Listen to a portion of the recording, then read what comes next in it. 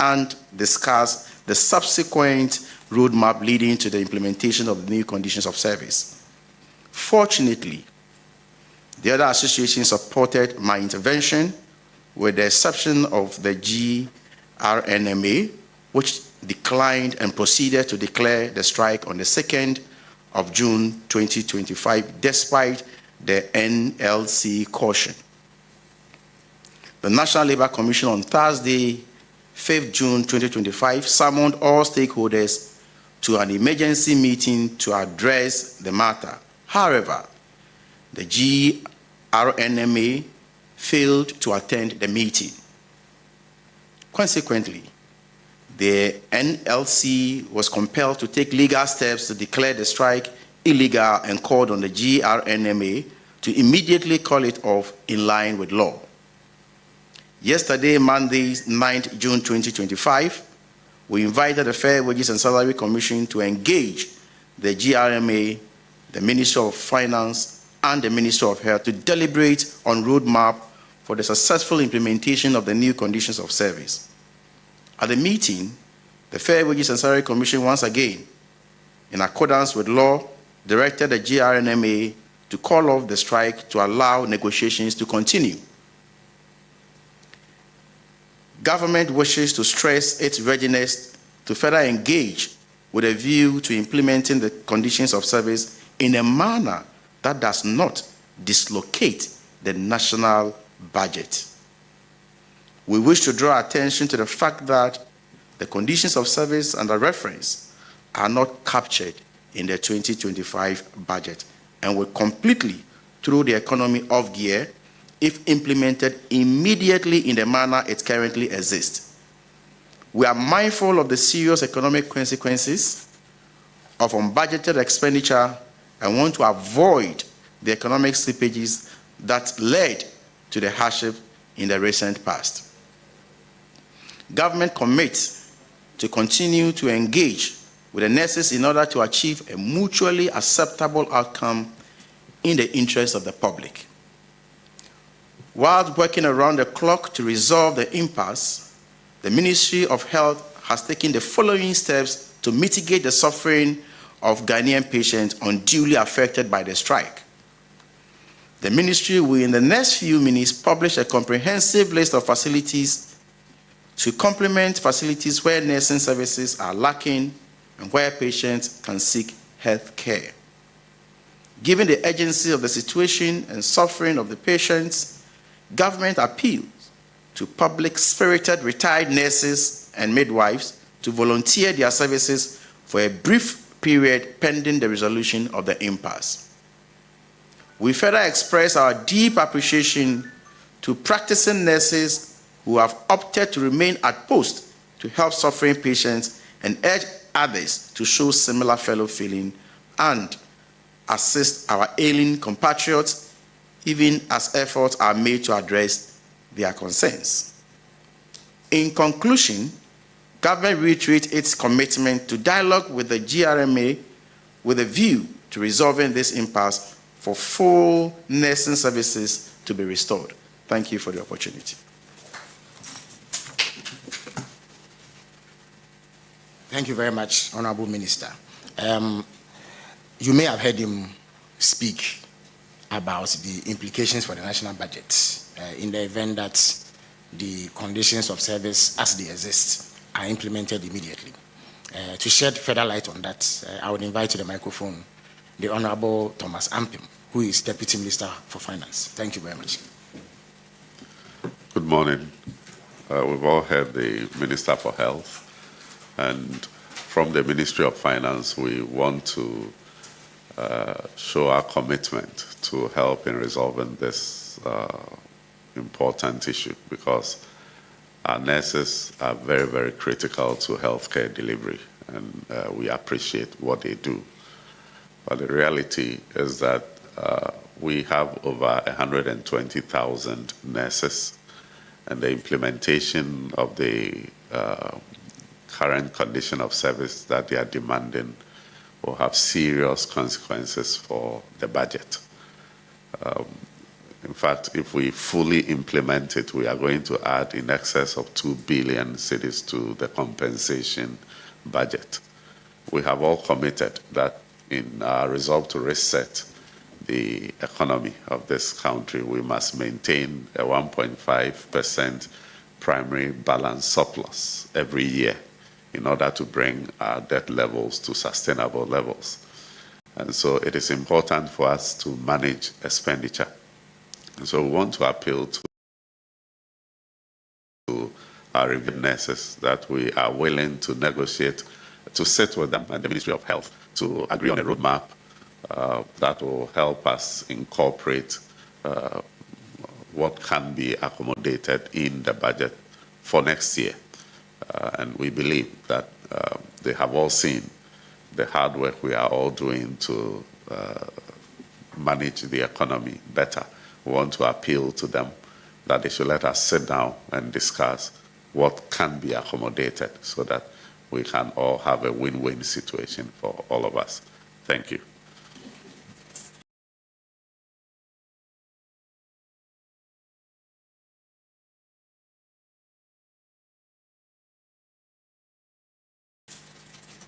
Thank you very much, Honorable Deputy Minister.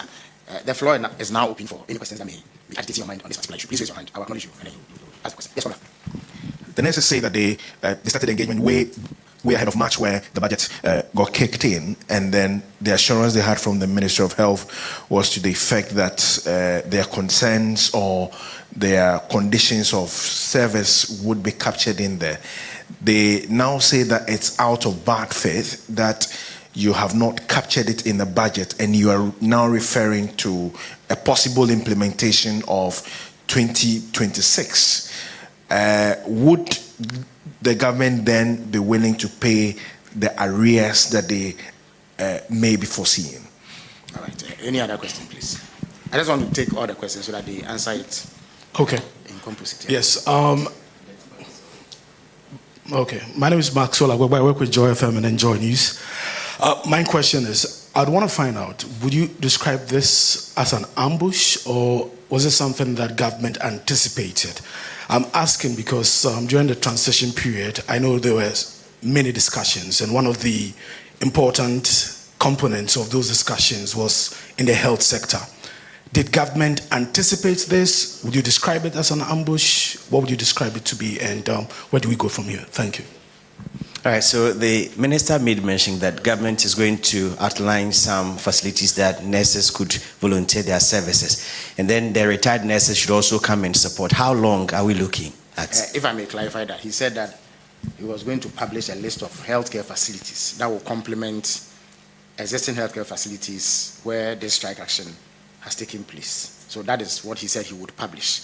The call on retired and voluntary retired nurses and midwives is for them to assist at the places where the strike action has taken impact. So that is a clarity that needs to be brought. But I would invite the Deputy Finance Minister to speak to a bit about negotiations that may have taken place in March, as you say, and what can be done going forward. Thank you very much.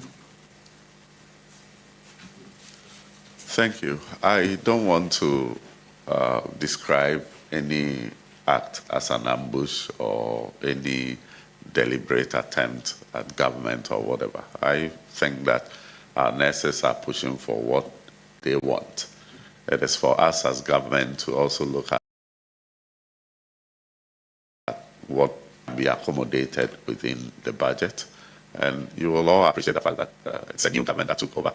And we have been confronted with many, many, many things. We have to balance everything and ensure that the economy is not thrown out of gear. We have a lot of debt that we need to, we have been confronted with. And so in as much as I appreciate what our nurses do and what they are demanding, we also want them to have faith in the current administration that we mean well, and we are committed to ensure that we have a fair wage for what they do for all of us. And so let us not describe their action in any way that will mar our attempt to resolve this issue. Thank you. Thank you very much. We'll draw down the curtains here, except to add that government doors are open to. Well, those are matters that can be looked at once people sit around the table for discussions to be had. So the invitation to members of the Ghana Registered Nurses and Midwives Association still stands. And then, all right, so the Health Minister would want to make some concluding comments on the matter. Yeah, thank you very much. And as a mother ministry, we want to still appeal to our, brothers and sisters who are nurses to come around the table so that we have lasting solution to this matter. And I can assure them that as a ministry, as their mother ministry, we are the best people to pursue their interest, and we are committed in doing so. Thank you. So thank you all for coming. See you another time. Thank you too for speaking to us. Honorable, can I say Honorable Felix Ofosu Kwache, government spokesperson in charge of communications, and then we saw the Deputy Finance Minister as well as the Honorable Minister for Health, Dr. Minta Akando. Intinekwa say they should continue to. Okay, so what? The midwives and the ones who are at home now should volunteer to come back. And then he's still appealing that the younger ones who are on strike should just come back. And yes, that's right. We also heard from Deputy Finance Minister Honorable Thomas Nyako Ampem, and he says that they can't really operate outside the remit of the budget. Right. The financial constraints mean that the demands that the nurses and midwives are making might not be met. It's a very serious situation. So we're still waiting for, he says they'll put a presser out, so we are waiting for that one. We'll bring you all the updates on that in our subsequent programming or news bulletin, especially at 12 and then News 360 Absolutely. As well. Thank you so much, as always, for choosing TV3 New Day for your morning. God willing, we will be back tomorrow. Thank you so much for staying with us. It's something that, of course, is still high. There be no birthdays, but I just wanted to add on to it that it's something that, of course, is still high. I just wanted to add the whole week will be all about this strike and the nurses, you know. Yeah, so we'll keep monitoring. Absolutely. Okay.